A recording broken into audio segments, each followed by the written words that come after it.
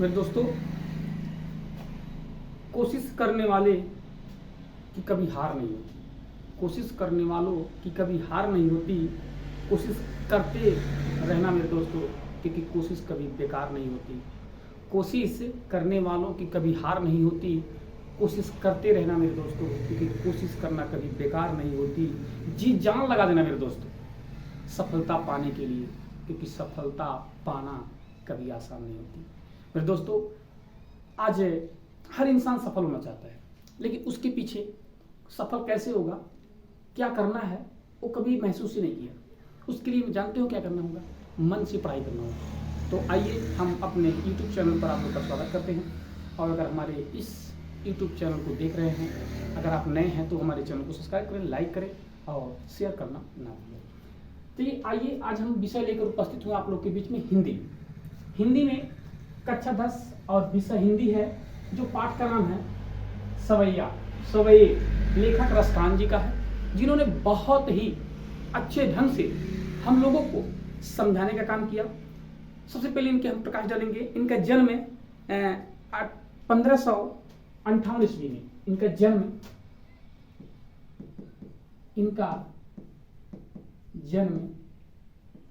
1558 ईस्वी में, ठीक है ना। और इनका मृत्यु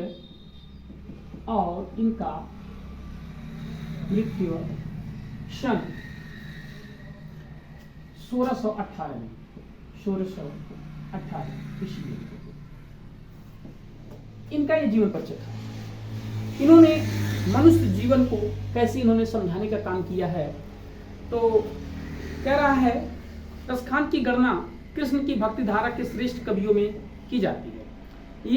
ये भावी जीवन में कृष्ण लीला के संदिग्ध की कामना करते हैं। ये कृष्ण के बाल सुंदर और मुरली की मनोहर मधुर तान को, गोपियों के अन्यन प्रेम को प्रकट करने के सिद्धांत को, बांसुरी के प्रति गोपियों को ईर्ष्या भाव को स्वाभाविक रूप से प्रदर्शित कर रहे हैं। मेरे दोस्तों, बड़ा मजा आएगा इस चैप्टर में, क्योंकि आज इसमें दो चीज पढ़ाया जाएगा। इससे लोग क्या करते हैं? प्रेम, लव, इसको हमारे युवा पार्टी कहती है लव, ठीक है ना। जो गर्लफ्रेंड के लिए ज्यादा सर एक्टिव होते हैं, आज उनके विषय में हम थोड़ा सा प्रकाश डालेंगे। और इस चैप्टर में बड़ा मजा आएगा, क्योंकि इसी बारे में प्रकाश भी डालना।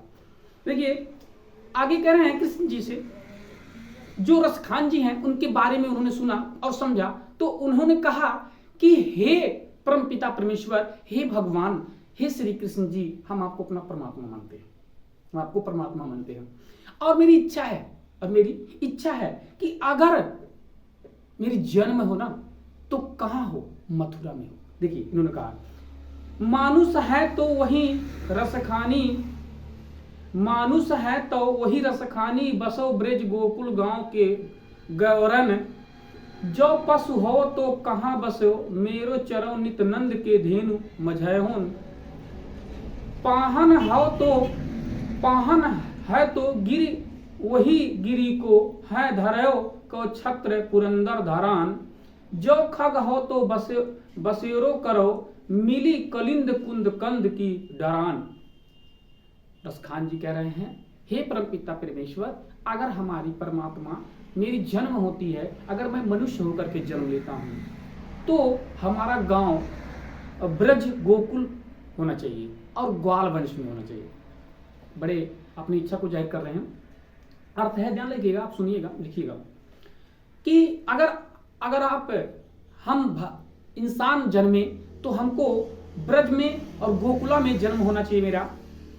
अगर मैं कर पशु हो तो कहां बसे मेरो, चरो नित नंद की धेनु मझरेम, मतलब अगर मैं पशु बन गया, खुदा न खास्ता मेरा जन्म पशु में हो गया। रसखान जी कह रहे हैं कि अगर खुदा न खास्ता मेरा जन्म पशु योनि में हो गया, तो हमको नंद बाबा के कामधेनु से उनके बच्चा बन करके मुझे जन्म होना मुझे स्वाभाविक है और मैं चाहता हूं। कर पाहन है तो वही गिरी, और पाहन मीन्स होता पत्थर, ध्यान रखिएगा, पाहन मीन्स होता पत्थर यानी पहाड़।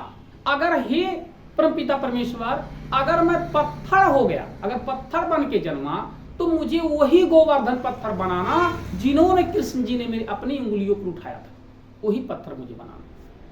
बड़े प्रेम भावनाओं से उन्होंने कहा है कह रहा है अगर जो मैं खग हो, खग नहीं सोता पक्षी, अगर मैं खग हो, जो खग हो तो बसेरो करो मिल कंदिन कुल कंद की डरान। और अगर मैं पक्षी हुआ, मैं अगर पक्षी बन के जन्मा, तो हे परम पिता परमेश्वर मुझे उसी पेड़ पर बसेरा बनाऊंगा जिसमें यशोदा मैया ने कृष्ण नंद किशोर को यानी कृष्ण भगवान को रस्सी से बांधा था माखन खाने के चोरी में पकड़ जाने के बाद। तो रसखान जी ने बड़े ही विनम्रता से उन्होंने अपनी इच्छा को जाहिर किया है कि अगर मैं जन्मता हूं तो क्या होना चाहिए। दूसरे में उन्होंने कहा आजू गई हुत भोर ही हाओ, आजू गई हुती भोर ही हाओ, रसखानी रई बही नंद के बौनाही, और बकहो जिहो जुग लाखो कोरी, जसुमत को सुख जात कहो नाहू, तेल लगाई लगाई के अंजन भयाओ भयाओ, बनाई बनाई ढिठौनी डारी हमलेनी हार निहारत, वरत जसत कुचकारत छौनी। बड़ी बढ़िया से उन्होंने रसखानी जी ने कहा है कि हे परम पिता परमेश्वर, अगर मैं नंद बाबा के यहां जन्म ले लेता हूं तो जिस तरह से माता जसोदा ने के हाथों से मेरा लालन पालन होगा। और करा है अजू गई हूं तो भोर ही हो रसखानी, भोर ही सवेरे सवेरे नंद के भवन, मतलब भवन में होता है घर में, खेलने का सुख प्राप्त होगा। वको जियो जुग लाख करो, और हम लाखों वर्ष तक जीवित रहें, और जसमत माता के जस कहो नहीं। और जिस तरह से जसमत माता है उतनी बढ़िया उतनी प्यारी माता कोई नहीं है। हम वो सौभाग्य को प्राप्त करेंगे अगर हम वहां पर जन्म लेते हैं। उसकी बात कर रहे हैं कि तेल लगाए, जैसे आप लोग जानते हैं कि जब छोटे बच्चे होते हैं ना तो मम्मी बड़े उपटन लगाती हैं, तेल लगा करके बुकवा लगा करके, मतलब काजल लगाती है। तो ही उन्होंने कहा है कि पाहन है तो सॉरी यहाँ से तेल लगाई लगाई के अनजान भया। और मम्मी देखिए, माँ इतनी दिल से प्यार करती है ना अपने बेटे को कि कहती है कि हमारा बेटा इतना सुंदर है, और उसको तेल लगा करके उपटन लगा करके उसको छोड़ती है। तो और सोचती है, क्या कहती है कि अगर बाय द वे कहीं हमारे बेटे का नजर न लग जाए। माँ से बड़ा इस धरती पे कोई नहीं होता है, लेकिन माँ को भी डर होता है कि हमारे बेटे को कुछ होए ना, जिसके लिए माँ क्या करती है ना, अपने बेटे को तेल लगा करके, पाउडर लगा करके आंखों पे कालिक लगाती है ताकि मेरे बेटे को नजर ना लगे। माँ की ममता वो होती है।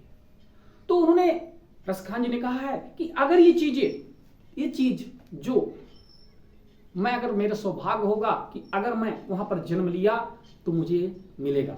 इसीलिए रसखान जी ने अपनी इच्छा को जाहिर करते हुए उन्होंने कहा है कि ये मेरी अंदर मेरी होनी चाहिए, जिसमें कि मैं वहीं पर जन्म लूंगा और जसोदा माता जैसे मां प्राप्त करूंगा। आगे कह रहा है, और जब मां टीका लगा देती हैं लीलार पर, और डारी हमेलीन और निहारत, माँ क्या होती है, गोद में लेकर के अपने बेटे को पुचकारती है, खेलती है, लालन पालन करती है, तो बड़ा अच्छा लगता है। तो रसखान जी ने इन्होंने ये भी कहा। अब आया तीसरा पार्ट, तीसरा दोहा। धूरी भरे अतिशोभित जसमत तैसी बनी, सिर सुंदर चोटी, खेलत खात फिर आंगन, पग पैजंती बाजती पीर कछोटी, वा छवि को रसखानी बिलोकत, वरत काम कल निज कोटि, कग के भाग बड़े सजनी, हरिहाथ सुले लय गावत माखन रोटी। बड़े सुंदर वाक्य में उन्होंने कहा है कि धूरे भरे अतिशोभित जसमत, जो छोटे बच्चे होते हैं कृष्ण भगवान के घुघराले बार छोटे छोटे हैं और वो धूल से भरे हुए हैं, खेल रहे हैं, धूल में खेल रहे हैं, और धूल से समय हुआ बच्चा बड़ा सुंदर लगता है। तो रसखान जी कह रहे हैं कि श्री कृष्ण जी धूल में सने हुए हैं और उनके सिर पर चोटी, मतलब माताएं जो होती है मुंडन जिस बच्चे का होता है ना उस पर चोटी बना देती हैं। तो कह रहे बहुत ही सुंदर उनकी चोटी लगी, बहुत ही सुंदर। और खेलत खात फिर आंगन पर, ध्यान रखिएगा, जो छोटे बच्चे होते हैं रोटी बना कर मम्मी धूतू बना करके देती हैं और रोटी बच्चे घूम घूम के खाते हैं। और पग पैजनिया बाजत पीर कछोटी, और जो कछोटी में होता करधन, ध्यान रखिएगा, तो करधन होती है, जो करधन को पहन करके, पहले करधन पहनने की प्रक्रिया होती है, इसको बेल्ट के नाम से आज हम लोग तो बेल्ट पहनना शुरू कर दिए, पहले करधन होती थी, उस करधन को पहन करके कृष्ण जी दौड़ रहे हैं और छुन्न छुन्न बज रहा है, तो रसखान जी का बड़ा आनंद आ रहा है, ठीक है ना। उसके बाद फिर कह रहा है वह छवि को रसखान बिलोकत, उस छवि को देख करके रसखान जी बिलोकत में होता बोल रहे हैं या कह रहे हैं, वरत काम कल निज कचोटी, और मेरे दिल में बस गए, और मेरा दिल कह रहा ना कि ऐसा मैं भी बन जाऊं, मतलब मैं अपने दिल से ऐसा मैं भी बन जाऊं। फिर कह रहा काग के भाग बड़े सजनी, हरि हाथ सौ लय गयो माखन रोटी, और क्या संजोग से कृष्ण जी के हाथ से एक कौवा, मतलब काग मीन्स होता है कौवा, आकर के उनकी माखन रोटी को छीनकर लेकर चला जाता है, और कृष्ण जी रोने लगते हैं, भांति आम आदमी की तरह, यानी आम बच्चों की तरह। आगे फिर कह रहा चौथा पौदान पे, जा दिन ते ना नंद को छोरा, जा दिन ते वह नंद के छोरा, या बन धेनु चराए गो हैं, मोहनी तननिया गोधन गावत, बेनु बजावत रिझाई गौ हैं, वह दिन सो कछुटोना सौ है, रस खानी ही मैं समझाई गो है, कोहु न काहू की कानी करो, सिगरो बरज वीर बिकाई गाओ है। बड़ी बढ़िया सब उन्होंने कहा।